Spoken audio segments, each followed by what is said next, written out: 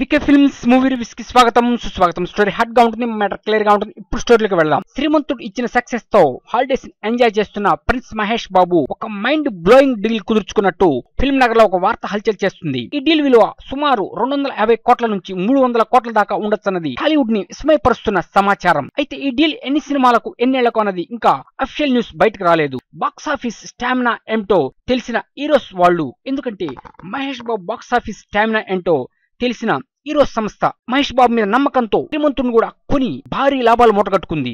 ఎందుకంటే నేను ఒక్కడినే ఆగడు సినిమాలు ఎదురు దెబ్బలు తిన్నప్పటికీ మహేష్ బాబు మీద ఉన్న నమ్మకంతో శ్రీమంతుడి సినిమాని కొనేసి మైండ్ బ్లోయింగ్ లాభాలు మూటగట్టుకుంది. ఇప్పటికే 150 కోట్ల గ్రాస్ షేర్ వసూలు చేసిన శ్రీమంతుడు సక్సెస్ గా సాగుతుంది. మహేష్ మార్కెట్ ను సరిగా వాడుకొని సరైన సినిమా తీస్తే దాని రేంజే వేరుగా ఉంటుందని హీరో సంస్థకు అర్థమై, అందుకే సౌత్ లో మంచి పొటెన్షియాలిటీ ఫాలోయింగ్ ఉన్న మహేష్ బాబుని కొనేయాలి అనే ఆలోచనతో 300 కోట్ల ఆఫర్ ఇచ్చినట్లు ఒక సమాచారం టాలీవుడ్ లో నడుస్తుంది. ఏదేమైనా ఈ డీల్ తో ప్రిన్స్ మహేష్ బాబు ఫ్యాన్స్ సంబరాలు చేసుకుంటున్నారు, ఎంతో ఆనందపడుతున్నారు. ఒక టాలీవుడ్ హీరోకి ఇంత గొప్ప డీల్ రావటం, 300 కోట్ల డీల్ రావటం అనేది ఫిల్మ్ నగర్ ని షేక్ చేసేస్తుంది. టాలీవుడ్ షేక్ అయిపోతుంది. ఎందుకంటే బాహుబలి తెలుగు సినిమా స్థాయిని ఒక రేంజ్ కి తీసుకెళ్లిపోయింది, ఎవరెస్ట్ శిఖరం మీద కూర్చోబెట్టింది. మరి ఇప్పుడు అదే కోవలో ప్రతి అగ్ర hero cinema, junior NTR, Pawan Kalyan, Chiranjeevi, Ram Charan లాంటి అగ్ర హీరోల సినిమాలు కోట్ల రూపాయలు పెట్టి అందరూ కొనిస్తున్నారు. శాటిలైట్ రైట్స్ కూడా కోట్ల రూపాయల డీల్ జరుగుతుంది. ఇప్పుడు ఈ మహేష్ బాబు డీల్ ఇంకా అధికారికంగా బయటకు రాలేదు. బయటకు వస్తే ఇంకా ఫ్యాన్స్ సంబరాలు చేసుకుంటారనొచ్చు.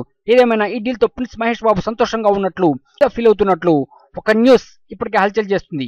నెక్స్ట్ మూవీ బులెటిన్ మళ్ళీ కలుద్దాం. కీప్ వాచింగ్, ప్లీజ్ సబ్స్క్రైబ్ మీ వీకే ఫిల్మ్స్.